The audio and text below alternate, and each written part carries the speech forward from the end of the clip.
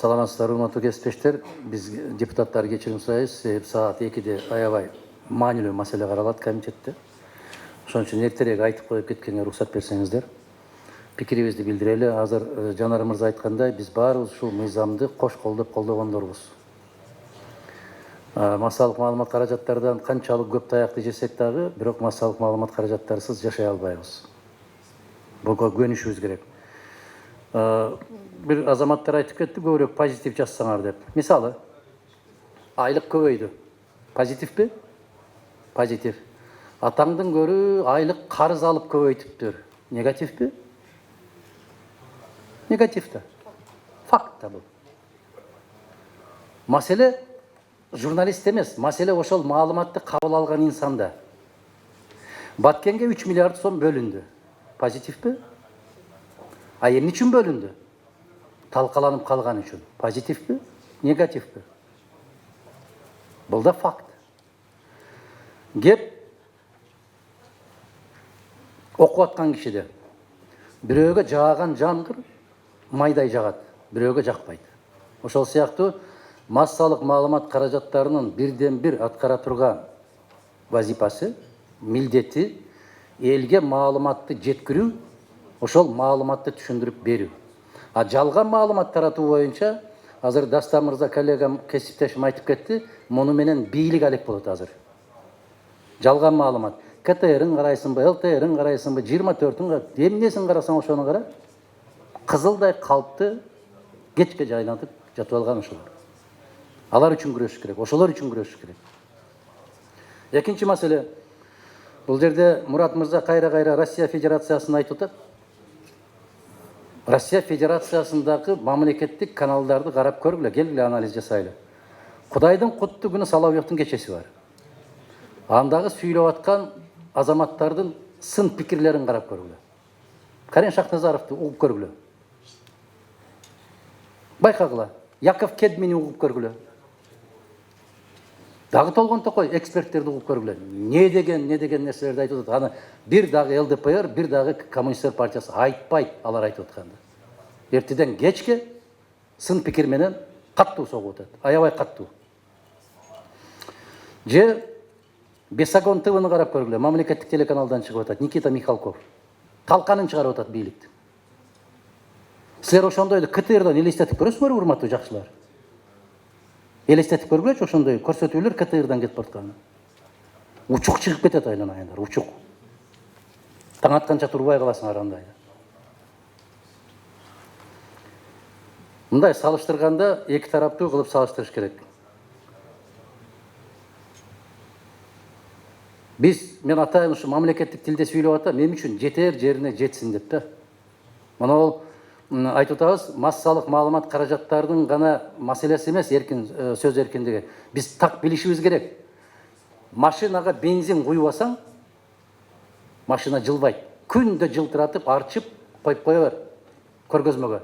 Ошол сыяктуу эле бир да сайт, бир да массалык маалымат каражаты эгер эркиндикти сүйлөй алган инсан болбосо, жаран болбосо, ал эч нерсе жасай албайт. Бизде азыр мейли гезитти тыйсын, телевидениеге эч нерсеге тийбей эле койсун, бирок полицейское государство кылып ар бир пикир айткан кыргызды барып жулуп келип камай берген болсо, ким сүйлөйт эркин сөздү? Ким сүйлөйт? Биз жарандын эркиндиги үчүн күрөшүшүбүз керек. Жаран эркин болмоюнча эркин сөз пайда болбойт. Ошол өз пикирин эркин айта ала турган жаран калатабы Кыргызстанда? Калбайбы? Мына кеп ушунда туруп атат. Баарын короого айдап кирип, бир сөз пикирин билдирсең, сен өз пикириңди билдирсең, сен террористтен каттуураак коркунучтуу болуп атпайсыңбы? Мына камалып жаткан 24 инсан. Мына Бириккен Улуттар Уюмунун декларациясында 19-чу беренесин карап көргүлө. Всеобщие прав человека, 19 статья. Пожалуйста, никто не имеет права заставлять думать иначе. А их заставляет. Их заставляет, чтобы они думали иначе, они говорили иначе. Они только позитив говорили.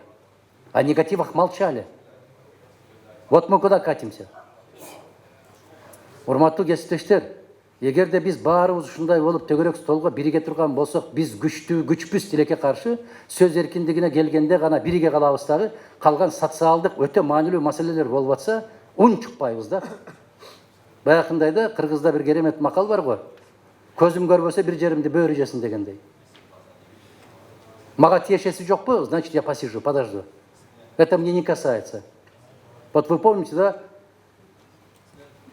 Чычкан жөнүндө. Чычкан бир короодон чуркап чыгып барып, короодо ким жашайт? Короз жашайт экен, бир кочкор жашайт экен, бир жылкы жашайт экен, ат.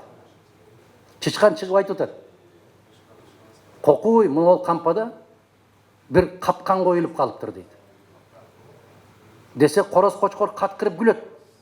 Ал капкандын бизге не тиешеси бар дейт. Ал сага тиешелүү дейт. Чычкан капы болуп ичине кирет. А ошол мезгилде кожоюндун жубайы un алайын деп, нан бышырайын деп барат, а жана капканга жылан түшүп калыптыр. Ал жылан кожоюндун аялын чагып алат. Анын ооруп атканын көрүп, корозду союп шорпа кылып берет. Айыкпайт. Дарыгер чакырат, кочкорду союп, этин сатып, ага дары алып берет. Анан болбой айыкпай каза болуптур, эмне кылат? Жылкыны союп, акыркы сапарга узатат. Баягы каткырып күлгөн короз да өлдү, кочкор да жок, жылкы да жок. Анан чычкан ойлонуп отурат дейт. Бизге тиешеси жок деди эле го. Эмне болду буларга деп. Ошол сыяктуу айланайын туугандар, Кыргызстандагы кыбыр эткен нерсенин баары бизге тиешеси бар. Бизге тиешеси бар. Мына мыйзамдын тегерегинде сөз болуп аткандан кийин, мына жанакы жалган маалыматтан этият болуу дегенди, урматтуу Мурат мырза, дайриним отурат. Дайриним аябай машыккан ушул жактардан. Абдан жакшы билет ушундайды. Ошол баякы биздин кесиптештерибиз айткан ботторду токтоткула. Акча берип ошолорду кармаган фабрикаңарды жапкыла. Андан көрө көйнөк тиккен фабрикаларды ачкыла. Мектеп мугалимдер баякы балдардын формасын тиге турган фабрика ачкылачы айланайындар. Силер өтө көп ачып жүрдүңөр андай фабрикаларды. Анан ким пикирин билдирген болсо эле түнү менен же эртең менен саат 6-да барып баса калган, мен эскертип коем. Мурат мырза билет. Мурат мырзаны мен 95-жылдан бери ушинтип эскертем. 95-жылда эле ушул эле сөздү айтып келген. Акаевди деле дал ушундай коргоп келген. Тил тийгизбей келген. А натыйжада эмне кылды? Мына ушулар бийликтин баарын жеп аткан ушулар айланасындагылар. Кокуй, мына азыр эле Жанар мырза айтпадыбы? Жана 60 депутат кол коюп бериптир деп. Кандай кылган кезде дагы кол койбойбуз биз андай нерселерге. Бирок булар көнүп калган азыркы бийлик. Колун койдуртат дагы биринчи барагын алмаштырып туруп өзүн коюп коет. Аферизм деп коет муну. Кудайга шүгүр, биздин депутаттар, акыл эстүүлөр кандай кагаз көтөрүп келсе дагы азыр биз кол койбойбуз ага. Бирок мына мыйзамды менимче триггер деп коет, ар бир нерсеге триггер бар да. Эгер ушул мыйзамды депутаттардын колу бутун бурап, жана Иса Өмүркулов айтпады беле? Колу бутубузду бурап кабыл алдырган деп айланайын. Журт атасы деп кыйкырып жүргөн кишини бир түндүн ичинде кандай абалга салып койду. Мына ошондой абалга жеткирбеш үчүн силерге эскертүү да. Силер дыйкандар менен ойносоңор болот, башка бир ишкерлер менен ойносоңор, коркутсаңар болот, башка кылсаңар болот. Бирок сөз эркиндигине келгенде биздин элди коркутуш мүмкүн эмес. Атып өлгөнчө, жатып өлгөнчө атып өл дегендей болуп, мына ушун мисалы, мына азыр 8-чи берениңерди киргизип атасыңар. Призыв к войне деп атасыңар да. Если я буду говорить, если хочешь мира, готовься к войне. Это призыв? Это призыв. Хотя это цитата. Адамдын кадыр баркын деп атасыңар. Биз билебиз. Мурат мырза билет. Мурат мырза ошондо түздөн түз катышкан. Бир эле берене менен Абсамат Масалиевич грамоталык сотко берди. Намысына шек келтирип, экинчи берене менен ошол кездеги президенттин администрациясынын башчысы берди. Гезитти. Абсамат Масалиевичке кадыр баркын 5000 сом деп баалап берди. Себеп Жанар мырза айткан эки гезиттин мындай бир атак даңктуу гезиттер да алар. Администрациянын жетекчисине 250 000 сом, себеп ал эгемен гезит. Эркин гезит.